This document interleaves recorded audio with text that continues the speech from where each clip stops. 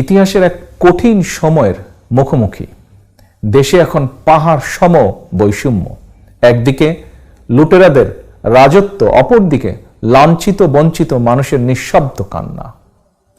নিশিরাতে সরকারের এক অবৈধ মন্ত্রী বলেছে দেশে নাকি এখন 4 কোটি লোকের জীবনযাপনের মান ইউরোপের মতন।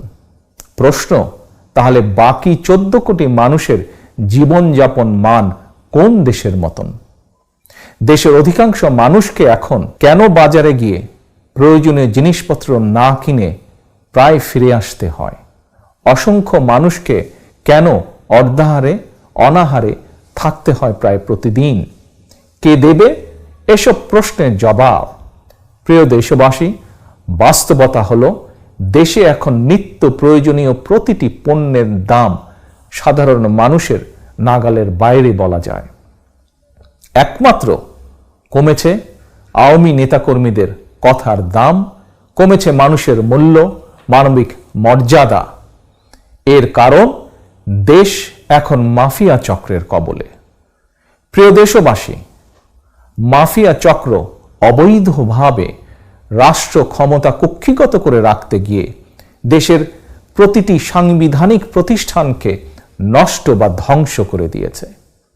প্রধান বিচারপতি যখন ক্ষমতাসীন দলের ছাত্র সংগঠনের কাছে থেকে ফুলের তোড়া নেয় আর পুলিশের কাছ থেকে সহাস্যে তরবারি উপহার নেয়, তখন আর বুঝতে বাকি থাকে না রাষ্ট্রের সাংবিধানিক প্রতিষ্ঠানগুলো শুধু নষ্টই হয়ে যায়নি, এখন পচে দুর্গন্ধ ছড়াতে শুরু করেছে। প্রিয় দেশবাসী, আপনারা জানেন অবৈধভাবে রাষ্ট্র ক্ষমতা কুক্ষিগত করে রাখতে গিয়ে মাফিয়া চক্র দেশে সুপরিকল্পিতভাবে সেনা হত্যাযজ্ঞ ঘটিয়েছে। বাংলাদেশের মহান মুক্তিযুদ্ধের ইতিহাসের অনিবার্য সাক্ষী বিডিআরের নাম ঠিকানা খোল নলচে পাল্টে দিয়েছে। দেশে বিদেশে র্যাব এবং পুলিশ বাহিনীকে মানবাধিকার লঙ্ঘনকারী খুনি বাহিনী হিসাবে পরিচিত করানো হয়েছে। আর সর্বশেষে এবার দেশের আনসার বাহিনীকেও মাফিয়া চক্রের টার্গেটে পরিণত করা হয়েছে। আওয়ামী চক্র তাদের হীন দলীয় রাজনৈতিক স্বার্থে গণতন্ত্রকামী জনগণের পেছনে লেলিয়ে দিয়ে আনসার বাহিনীকেও ধ্বংসের চক্রান্তে লিপ্ত হয়েছে। প্রিয় দেশবাসী, মাফিয়া সরকারের পতন ঘটিয়ে জবাবদিহিতামূলক রাষ্ট্র ও সরকার প্রতিষ্ঠা করতে না পারলে জনগণের বাংলাদেশে জনগণের সরকার, জনগণের শাসন কায়েম করতে না পারলে স্বৈরাচারের অন্ধকার থেকে দেশকে গণতন্ত্রের আলোয় ফেরানো সম্ভব নয়। এ প্রসঙ্গে আমি দেশের স্বাধীনতা ও গণতন্ত্র প্রিয় জনগণের উদ্দেশ্যে বলতে চাই, মাফিয়া চক্রের কবল থেকে বাংলাদেশকে মুক্ত করা না গেলে জনগণকে হয়তো অদূর ভবিষ্যতে নির্যাতিত ফিলিস্তিনিদের মতোই নিজ দেশে পরাধীনতার শৃঙ্খল পড়ে থাকতে হবে। প্রিয় দেশবাসী, জনগণের বাংলাদেশে জনগণের শাসন কায়েম করতে হলে প্রথমেই প্রতিটি নাগরিকের ভোটের অধিকার প্রতিষ্ঠা করতে হবে। নিশ্চিন্তে প্রতিটি নাগরিকের ভোট প্রয়োগের অধিকার, সুযোগ ও পরিবেশ নিশ্চিত করতে হবে। কারণ জনগণের রাজনৈতিক ক্ষমতায়ন ছাড়া দেশের সার্বভৌমত্ব যেমন নিরাপদ নয়, একইভাবে গণতান্ত্রিক অধিকার চর্চা, মানবাধিকার রক্ষা কিংবা টেকসই উন্নয়নও সম্ভব নয়। প্রতিটি নাগরিকের ভোট প্রয়োগের অধিকারই হচ্ছে নাগরিকদের রাজনৈতিক ক্ষমতায়নের অন্যতম প্রধান অস্ত্র। কিন্তু স্বৈরাচার হাসিনা নাগরিকদের ভোটের অধিকার প্রয়োগের গণতান্ত্রিক অধিকারই কেড়ে নিয়েছে। গত কয়েকটি নির্বাচনে, বিশেষ করে জাতীয় নির্বাচনে জনগণ ভোট দিতে পারেনি। 2014 সালের জাতীয় নির্বাচনে নির্ধারিত ভোটের দিনের আগেই নির্লজ্জভাবে 154 জনকে বিনা ভোটে এমপি ঘোষণা করা হয়েছিল। এরপর জাতীয় নির্বাচন হওয়ার কথা ছিল 2018 সালের 30শে ডিসেম্বর। ওই নির্বাচনের আগের দিন অর্থাৎ 29শে ডিসেম্বর রাতে অন্ধকারে জনগণের ভোট ডাকাতি করা হয়ে গিয়েছিল। আত্মমর্যাদাহীন, মেরুদণ্ডহীন নির্বাচন কমিশনকে ব্যবহার করে ভোট ডাকাত হাসিনার ভোট ডাকাতিতে সহযোগিতা করেছে জনপ্রশাসন ও আইন শৃঙ্খলা বাহিনীর একটি আওয়ামী সিন্ডিকেট। প্রিয় দেশবাসী, আবারও জাতীয় নির্বাচনের সময় ঘনিয়ে এসেছে। নিশিরাতের ভোট ডাকাত সরকার আবারও জনগণের ভোট ডাকাতির ষড়যন্ত্রে লিপ্ত হয়েছে। এর আগে 2014 সাল কিংবা 2018 একটি নির্বাচনেও জনগণ ভোট দেবার সুযোগ পায়নি, নতুন ভোটাররাও ভোট দেবার সুযোগ পায়নি। দেশে বর্তমানে প্রায় 12 কোটি ভোটারের মধ্যে গত 15 বছরে ভোটার তালিকায় এ পর্যন্ত যুক্ত হয়েছে নতুন প্রজন্মের প্রায় 3 কোটি ভোটার। ভোট ডাকাত হাসিনা আগের মতন এবারও যেন আমাদের ভোট ডাকাতি করে নিয়ে যেতে না পারে, এই জন্য আওয়ামী ভোট ডাকাতের বিরুদ্ধে রুখে দাঁড়াতে হবে। লুণ্ঠিত ভোটের অধিকার ছিনিয়ে আনতে হলে বিশেষ করে নতুন প্রজন্মের প্রায় 3 কোটি ভোটারকে জেগে উঠতে হবে। তরুণদেরকে রাজপথে ভোটের অধিকার আদায়ের মিছিলের অগ্রভাগে থেকে নেতৃত্ব দিতে হবে। ছাত্র, যুবক, তরুণদের সামনে নিশিরাতের ভোট ডাকাত সরকারকে পরাস্ত করে 52, 71, 75-এর 7ই নভেম্বর কিংবা 90-এর স্বৈরাচার বিরোধী আন্দোলনের মতন আরেকটি ঐতিহাসিক দৃষ্টান্ত স্থাপন করার এখনই সময়ে। তারুণ্যের সাহসী প্রতিরোধের সামনে কখনোই কোনো দেশে কোনো স্বৈরাচার টিকে থাকতে পারেনি। আমি দৃঢ়ভাবে বিশ্বাস করি, প্রবীণদের বুদ্ধিদীপ্ত নির্দেশনা আর রাজপথে নবীনের দীপ্ত পদচারণার সামনে কোনো স্বৈরাচার টিকে থাকতে পারে না, স্বৈরাচার হাসিনাও টিকে থাকতে পারবে না। প্রিয় দেশবাসী, জনগণের অধিকার আদায়ের মিছিল ঠেকাতে পুলিশের ইউনিফর্ম পরিয়ে আইন শৃঙ্খলা বাহিনীর মধ্যে ঢুকিয়ে দেওয়া একটি আওয়ামী দুষ্টিচক্র বারবার জনগণের দিকে বন্দুক নিয়ে তেড়ে আসছে। তবে আইন শৃঙ্খলা বাহিনীর মধ্যে থাকা এই আওয়ামী দুষ্টিচক্রের সংখ্যা খুব বেশি নয়। জনগণ ঐক্যবদ্ধ থাকলে আইন শৃঙ্খলা বাহিনীর ইউনিফর্ম পরা আওয়ামী দুষ্টিচক্র এবার পিছু হটতে বাধ্য হবে। কারণ মানবতা বিরোধী এই আওয়ামী দুষ্টিচক্রটি ইতিমধ্যেই দেশে বিদেশে চিহ্নিত। দেশের জনগণ যেমন আওয়ামী দুষ্টিচক্রকে চিহ্নিত করেছে, বিশ্বের মানবাধিকার সংগঠনগুলো তালিকায় রয়েছে এই দুষ্টু চক্রের নাম। তবে গণতন্ত্রকামী জনগণ বিশ্বাস করে দেশের আইন শৃঙ্খলা বাহিনীর অধিকাংশ কর্মকর্তা সদস্য জনগণের গণতান্ত্রিক অধিকারের সঙ্গে একমত। কারণ স্বৈরাচার হাসিনার শাসন আমলে প্রশাসন কিংবা পুলিশ বাহিনীর সদস্য, এমনকি তাদের পরিবারের সদস্যরা ভোট দিতে পারেনি। জনগণের লুণ্ঠিত ভোটের অধিকার প্রতিষ্ঠার জন্য বিএনপি রাজধানী সহ সারা দেশে শান্তিপূর্ণভাবে অসংখ্য মিছিল সমাবেশ করেছে। ভোটের অধিকার আদায়ের দাবিতে মিছিল সমাবেশ কোনো অপরাধ নয়, বরং ভোটের অধিকার দাবি আদায়ের মিছিলে বাধা দেওয়া অপরাধ।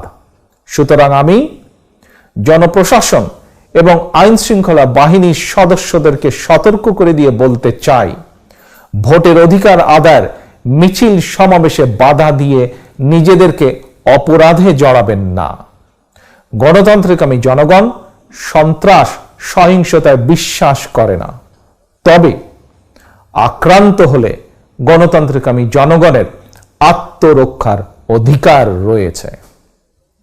প্রিয় দেশবাসী, গণতন্ত্রকামী জনগণের দাবি স্পষ্ট।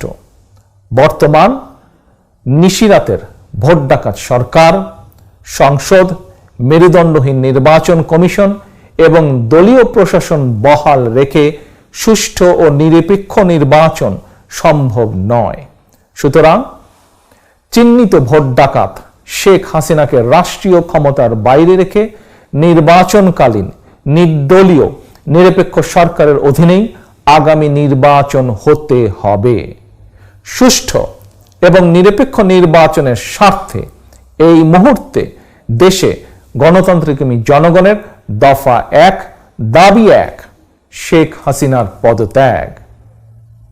প্রিয় দেশবাসী, দাবি আদায় আগামী 28শে অক্টোবর রাজধানী ঢাকায় মহাসমাবেশের ডাক দিয়েছে বিএনপি। এই সমাবেশ সারা দেশের ভোটারদের মহাসমাবেশ। এই সমাবেশ দেশের গণতান্ত্রিকামী প্রতিটি রাজনৈতিক দলের সক্রিয় সমর্থন ও সহযোগিতা রয়েছে। এই সমাবেশের প্রতি বিশ্বের সকল গণতান্ত্রিক শক্তিরও নৈতিক সমর্থন রয়েছে। প্রিয় দেশবাসী, এই সমাবেশ 12 কোটি ভোটারের লুণ্ঠিত ভোটের অধিকার ছিনিয়ে আনার সমাবেশ। দুর্নীতিবাজ, লুটেরা, টাকা পাচারকারী, গুম, খুন, অপহরণকারীদের বিরুদ্ধে রুখে দাঁড়ানোর সমাবেশ এটি। দেশের প্রতিটি সাংবিধানিক এবং বিধিবদ্ধ প্রতিষ্ঠান ও প্রশাসন দলীয়করণ মুক্ত করার সমাবেশ এটি। দেশের কোটি কোটি কৃষক, শ্রমিক, মেহনতি মানুষের জন্য প্রতিদিন 3 বেলা খাবার নিশ্চিত করার সমাবেশ এই সমাবেশ। সাংবাদিক, কলামিস্ট, বুদ্ধিজীবীদের মত প্রকাশের স্বাধীনতা নিশ্চিত করার সমাবেশ। এই সমাবেশ দলমত, ধর্ম নির্বিশেষে প্রতিটি মানুষের জন্য দেশকে নিরাপদ করার সমাবেশ। ক্ষুদ্র ব্যবসায়ী, উদ্যোক্তা, বিনিয়োগকারীদের জন্য সন্ত্রাস এবং চাঁদাবাজি মুক্ত পরিবেশ নিশ্চিত করার সমাবেশ এই মহাসমাবেশ। দেশের প্রতি নারী এবং শিশুর জীবনযাত্রা নিশ্চিত নিরাপদ রাখার সমাবেশ 28শে অক্টোবরের মহাসমাবেশ। দেশের সকল ছাত্র, ছাত্রী, তরুণ, তরুণী তথা আগামী প্রজন্মের জন্য একটি নিরাপদ বাংলাদেশ গড়ার সমাবেশ এই 28 তারিখের মহাসমাবেশ। দেশের সকল শ্রেণী পেশার প্রতিটি নাগরিকের মানবিক মর্যাদা প্রতিষ্ঠার সমাবেশ। সর্বোপরি এই মহাসমাবেশ দেশে মুক্তিযুদ্ধের মূল মন্ত্র সাম্য, মানবিক মর্যাদা, সামাজিক সুবিচার প্রতিষ্ঠার সমাবেশ এই মহাসমাবেশ। সুতরাং একটি গণতান্ত্রিক মানবিক বাংলাদেশ গড়ার লক্ষ্যে এই মহাসমাবেশকে সফল করার কোনো বিকল্প নেই। সুতরাং বাংলাদেশের পক্ষের শক্তি, গণতন্ত্রের পক্ষের শক্তি, কৃষক, শ্রমিক, তরুণ, যুবক, ছাত্র, শিক্ষক তথা সকল শ্রেণীর পেশার সকল মানুষের প্রতি আমার আহ্বান, আপনারা 28শে অক্টোবরের মহাসমাবেশে ঐক্যবদ্ধভাবে দলে দলে যোগ দিন। প্রিয় দেশবাসী, শপথ নিন, দাবি আদায় না হওয়া পর্যন্ত এই আন্দোলন থামবে না। আগামী 28শে অক্টোবরের মহাসমাবেশের কর্মসূচি দাবি আদায় চূড়ান্ত আন্দোলনের মহাযাত্রায় ভোট ডাকাত শেখ হাসিনার বিরুদ্ধে ধারাবাহিক কর্মসূচির শেষের শুরু। গণতান্ত্রিক আমি প্রিয় জনগণ, এবার আমি সারা দেশে আমার দলের সর্বস্তরের নেতাকর্মীদের উদ্দেশ্যে বলতে চাই, শত জেল, জুলুম, নির্যাতন, নিপীড়ন উপেক্ষা করেও দেশে গণতান্ত্রিক প্রতিষ্ঠার ঐতিহাসিক দায় থেকেই বিএনপি চলমান আন্দোলনের নেতৃত্ব দিচ্ছে। কারণ বাংলাদেশে যতবার গণতন্ত্র হত্যার চেষ্টা করা হয়েছে, প্রতিবারই গণতন্ত্র পুনর্জীবিত কিংবা গণতন্ত্র পুনঃপ্রতিষ্ঠায় বিএনপি নেতৃত্ব দিয়েছে। বিএনপির প্রতিষ্ঠাতা, স্বাধীনতার ঘোষক জিয়া স্বাধীন বাংলাদেশে গণতন্ত্র পুনর্জীবিত করেছিলেন। Mother of democracy Begum Khaleda জিয়ার নেতৃত্বে বাংলাদেশের গণতন্ত্র প্রাতিষ্ঠানিক রূপ পেয়েছিল, গণতন্ত্র বিকশিত হয়েছিল। একইভাবে গণতন্ত্রকামী সকল রাজনৈতিক দল এবং জনগণকে সঙ্গে নিয়ে আবারও দেশে গুম হয়ে যাওয়া গণতন্ত্র, মানবাধিকার, ভোটের অধিকার আদায়ের চলমান আন্দোলনে বিএনপি রাজপথে রয়েছে। এই আন্দোলন বানচাল করতে মরিয়া হয়ে উঠেছে শেখ হাসিনার মাফিয়া চক্র। তারা গণগ্রেফতার শুরু করেছে।